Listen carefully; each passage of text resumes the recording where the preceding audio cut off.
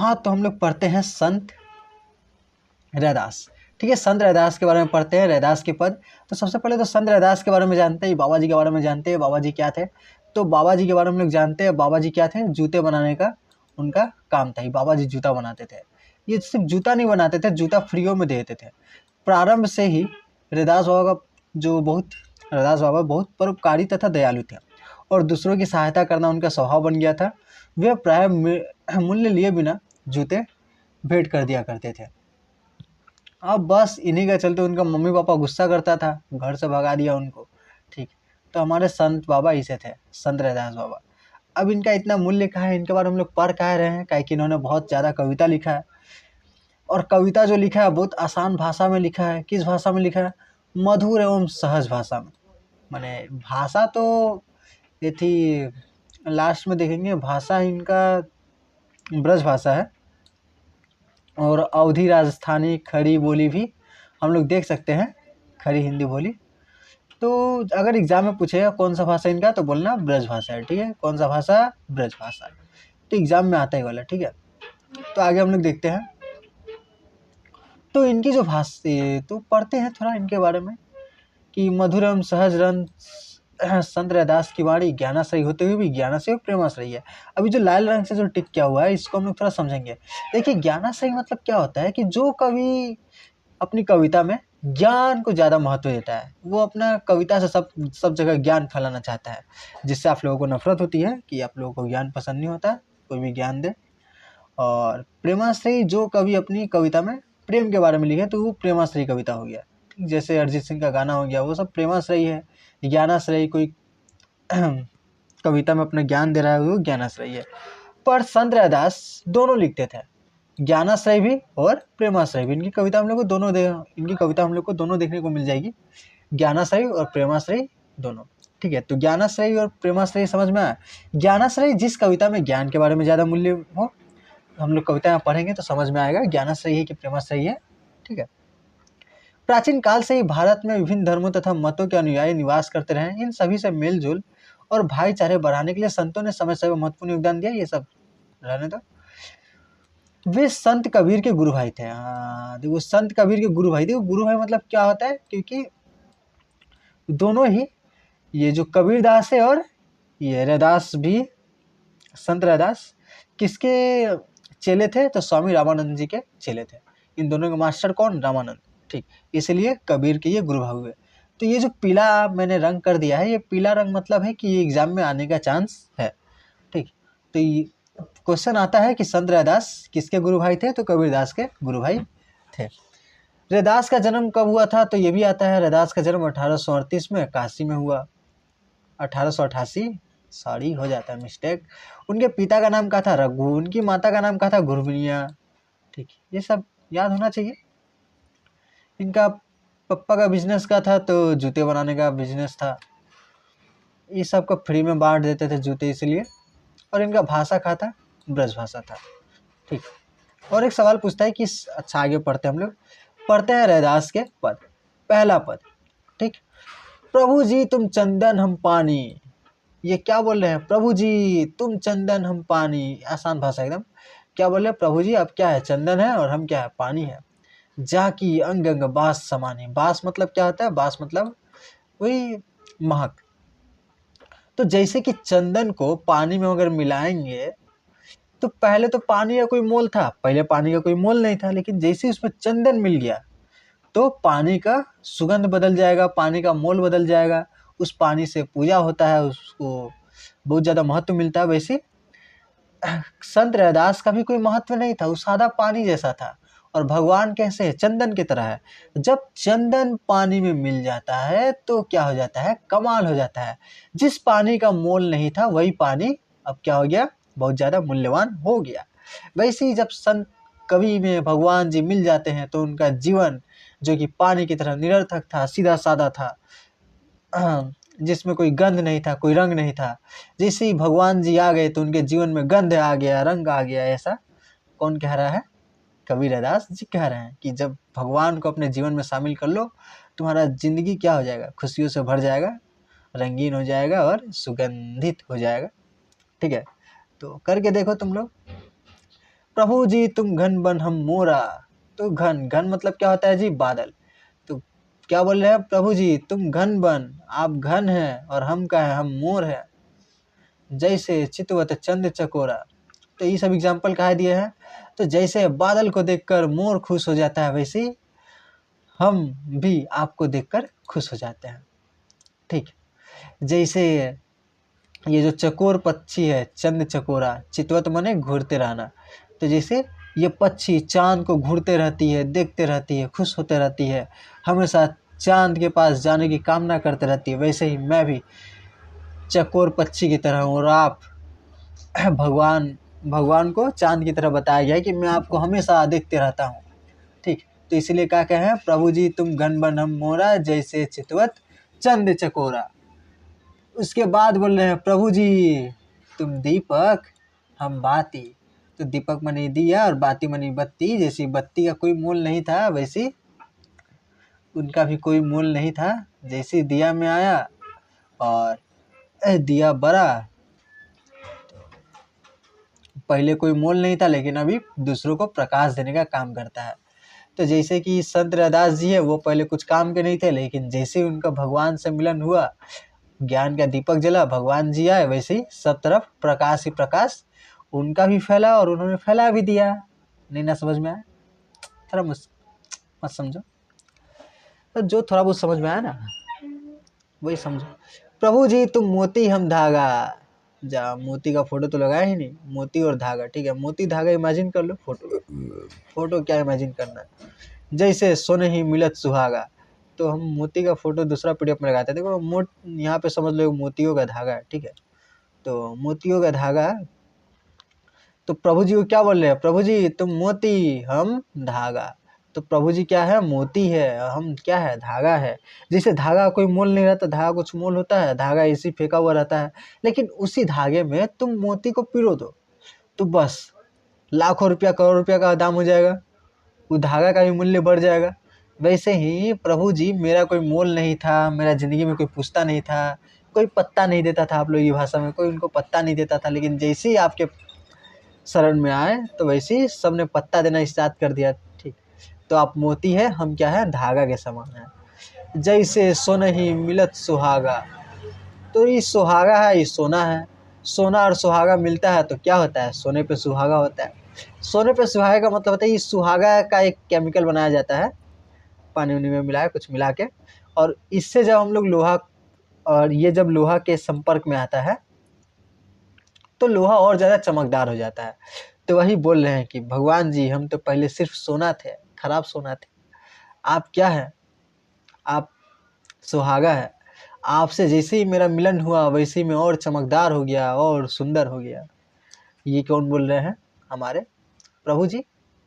ठीक, उसके बाद देखते हैं, प्रभु जी तुम स्वामी हम दासा, ऐसी भक्ति करे रैदासा। बोलो प्रेम से बोलो, राधे राधे।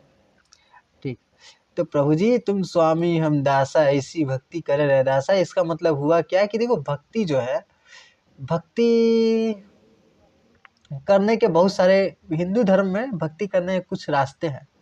या तो आप भगवान को स्वामी मान सकते हैं और अपने आप को दास मान सकते हैं, जैसा कि रैदास जी मानते हैं। और नहीं तो आप लोग ये भगवान को अपना दोस्त भी मान सकते हैं। और कुछ लड़कियां क्या करती है कि भगवान को अपना सखा मान लेती है, पति मान लेती है, जैसे कि मीराबाई करती थी। मीराबाई क्या की थी, कृष्ण जी को अपना पति मान ली थी। ठीक, तो कृष्ण जी को पति मान ली थी। तो वैसे ये भगवान जी को क्या मानते हैं, स्वामी मानते हैं, और खुद को उनका दास मानते हैं। तो ये क्वेश्चन भी इम्पोर्टेंट हो जाता है कि जो संत कवि है वो अपने आप को क्या मानते हैं, तो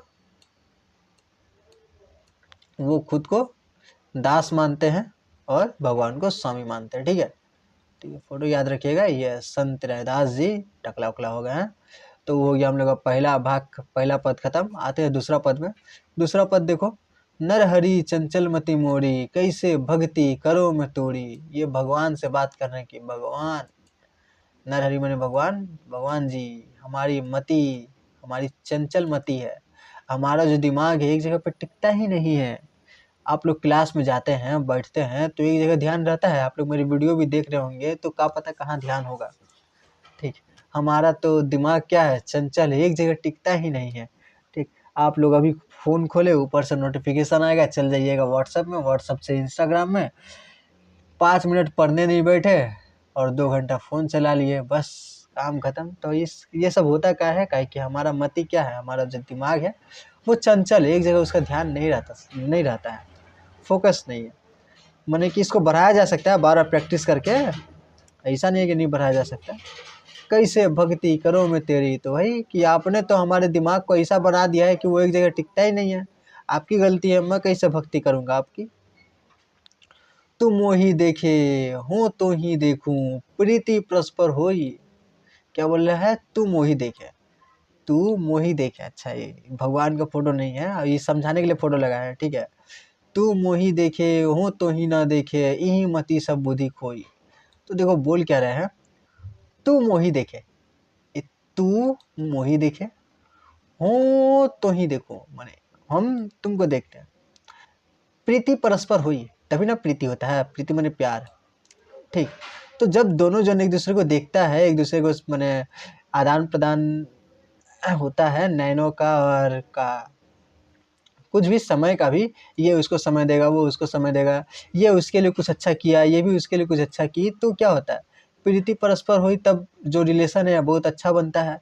लेकिन जब तुम मोही देखे हो तो ही ना देखे, अगर ये सामने वाले को देख रहा है और ये सामने वाले इग्नोर करके जा रही है, तो क्या होगा, ये भी, इसका दिमाग भी क्या आएगा, हम इतना इसका बारे में सोचते हैं, ये करते हैं वो करते हैं, ये हमको इग्नोर करके चल जा रही है, जा।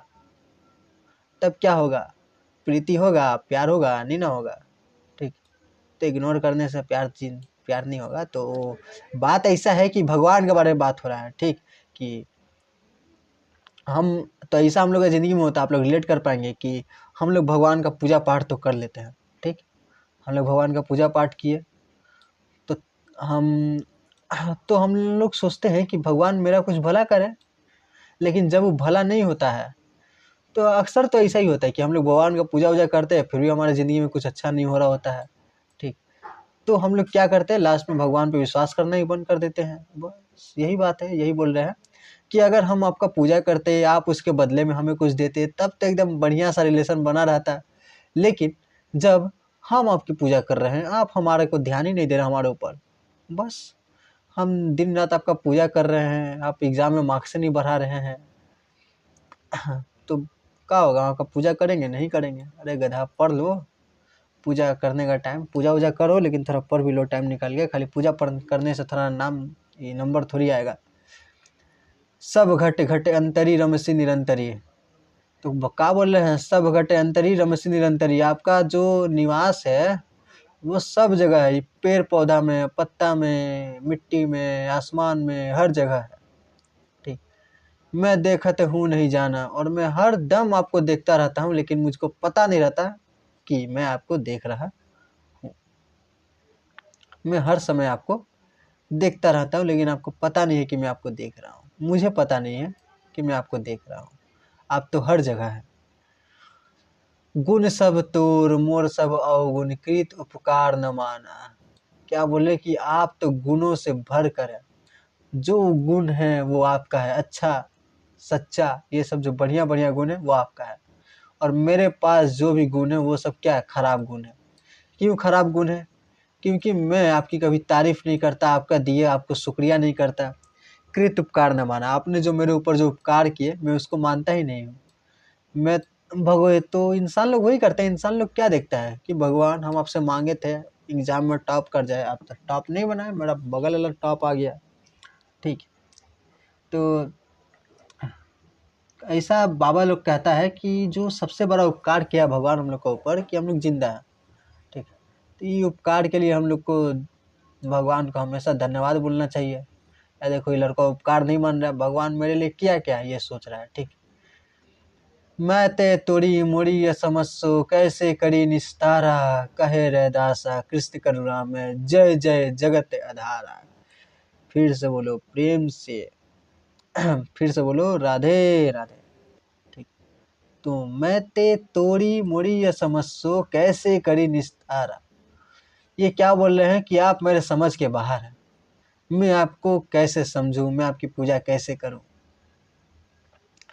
फिर बोलते हैं कि कह रैदास कृष्ण करुणा में जय जय जगत आधारा। अब कृष्ण जी का जय जयकार कर रहे हैं कि क्या बढ़िया दुनिया बना है। ठीक है, अब आते हैं तीसरा पद में। तीसरा पद में क्या लिखा है? अविगत नाथ निरंजन देवा, मैं का जानू तुम्हारी सेवा। अविगत नाथ निरंजन देवा, हे भगवान जो पूरी दुनिया में है, ऐसा भगवान जो पूरी दुनिया में है, जो पूरी दुनिया को बनाए, हम उनकी सेवा करें, ये सोचने वाली बात नहीं है कि हम उनकी सेवा कर सकते हैं जो इस पूरे दुनिया में है। जिनको बांधु न बंधन छाऊं न छाया, तुम ही से ओम निरंजन राया। जिनको किसी से बांधा नहीं जा सकता, जिसको छाया तक छू नहीं सकती, जिससे हर चीज का निर्माण हुआ है, तुम ही से ओम निरंजन राया, जिससे हर चीज का निर्माण हुआ है। चरण पताल शीस आसमान, जो आसमान में भी है पाताल में भी है, जिनका चरण पाताल में है तो सर आसमान में, इतने बड़े हैं। सो ठाकुर कैसे संपत्ति समाना, सो ठाकुर कैसे संपत्ति समाना। शिव सन का अधिक अंत न पाया, खोजत ब्रह्मा जन्म गवाया। शिव जी भी जिनको अपने अंत तक भी खोज नहीं पाए, ब्रह्मा जी भी कितना जन्म लिए मर गए और पर भगवान को खोज नहीं पाए। ऐसे भगवान की सेवा मेरे जैसे तुच्छ आदमी से क्या ही होगा। वो खुद क्यों दास बता रहे हैं। ठीक, अविगत नाथ निरंजन देवा, मैं का जानू तुम्हारी सेवा। बांधु न बंधन छाऊं न छाया, तुम्हारी से ओम निरंजन राया। चरण पताल शीस आसमाना, सो ठाकुर कैसे संपत्ति समाना। शिव सनकादि के अंत न पाए, खोजत ब्रह्मा जन्म गवाया। ये सब एग्जाम में पूछ लेता है। ठीक है, तो ये सब पढ़ा रहेगा तो इसी हिंदी में मार्क्स लाना आसान होता है। शॉर्ट मार्क्स तो शॉर्ट मार्क्स तो एक भी छूटना नहीं चाहिए आप लोगों से। ठीक, आप लोगों को टारगेट रखना है 95%। ठीक है, को कुछ गलती नहीं होना चाहिए एग्जाम में। तहु न पाती पूजो न देवा, सहज समाधि करो हरि सेवा। फिर से बोलो प्रेम से राधे राधे। ठीक है, नख प्रसेद जाके सुरसुरी धारा, रोमावली 18 भारा। चारी वेद जाके सुमरुत सासा, भक्ति हेत गावे रह दासा। तो वही भगवान का गुणगान कर रहे हैं जिनको चारों वेद याद है। नख प्रसेद जाके सुरसुरी धागा, रोमावली 18 भारा। उन्हीं भगवान की पूजा कौन करते हैं? कवि रैदास करते हैं। और